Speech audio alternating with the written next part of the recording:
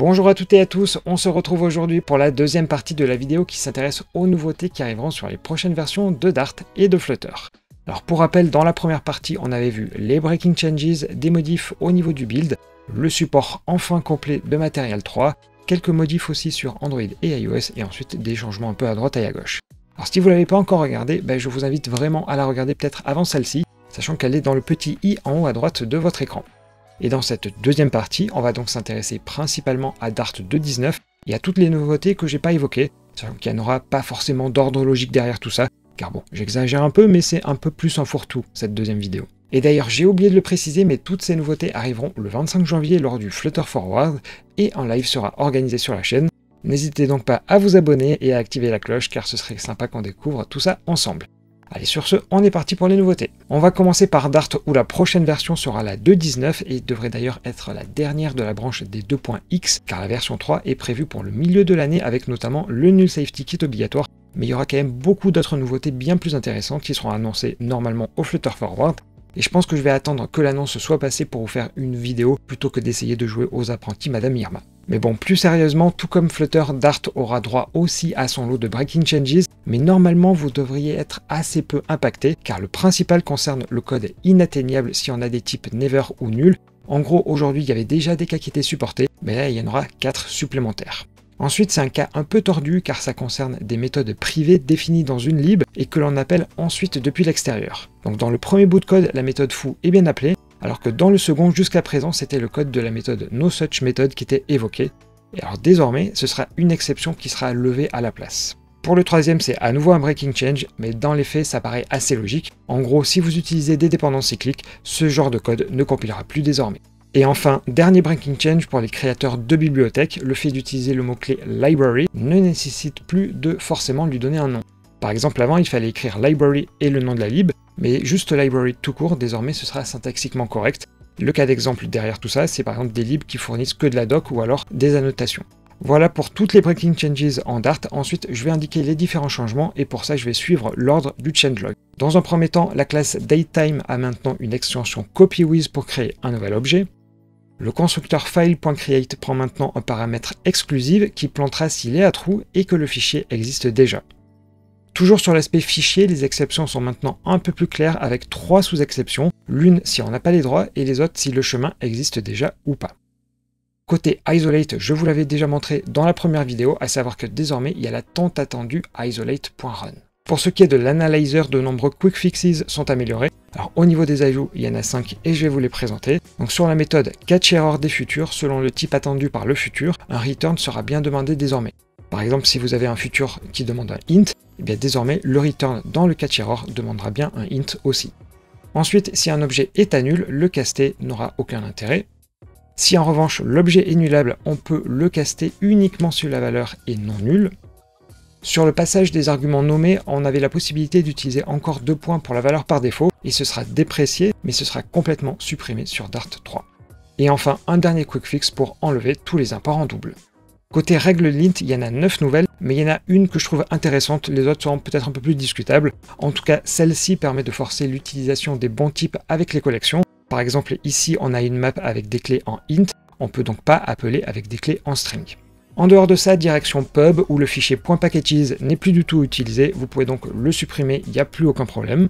Ensuite, le champ funding peut être ajouté dans le pubspec des bibliothèques, parce que ça permet d'expliquer comment aider au financement d'une bibliothèque, et cette info, elle se retrouve ensuite sur le site de pub.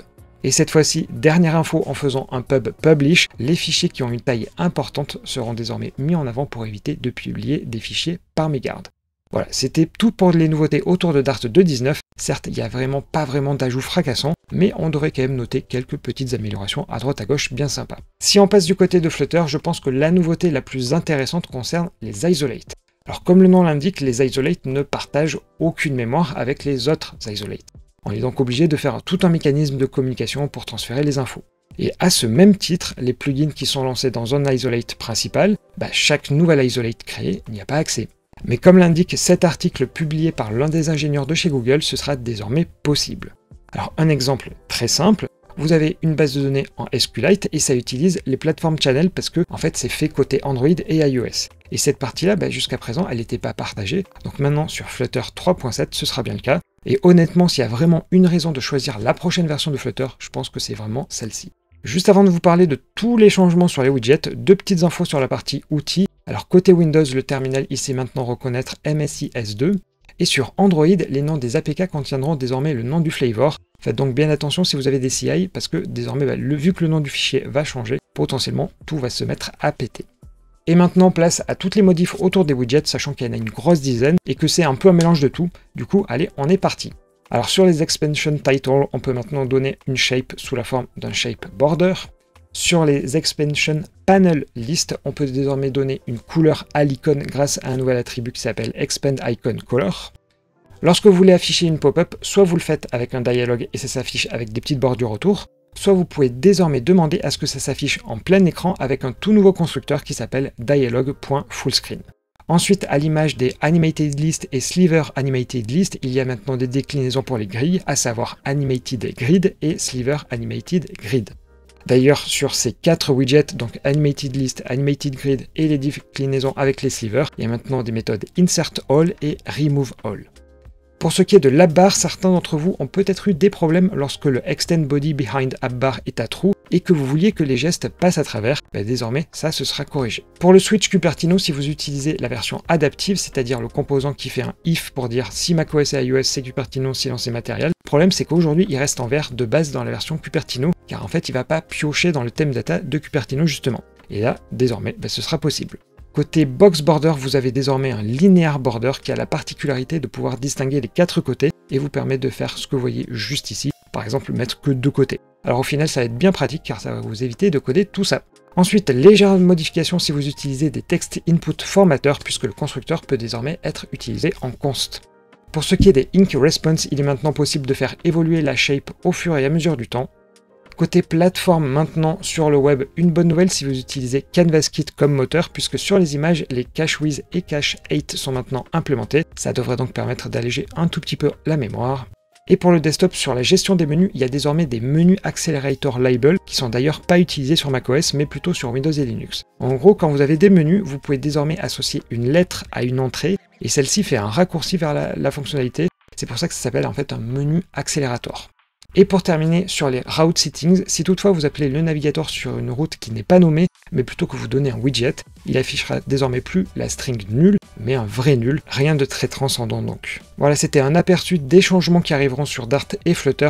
Bien sûr, il y en aura d'autres car Flutter est certes open source, mais ils en gardent toujours quelques commits de côté, histoire d'avoir quelques surprises. Et généralement, ils ont aussi des annonces autour de services, par exemple Flutterflow ou CodeMagic qui avaient été mentionnés dans les éditions précédentes. Bref, ce sera mercredi 25 janvier à partir de 15h30. Sur ce, j'espère que cette vidéo vous aura plu, auquel cas n'oubliez pas le petit like, et en tout cas, je vous souhaite à tous une excellente journée à tous et toutes.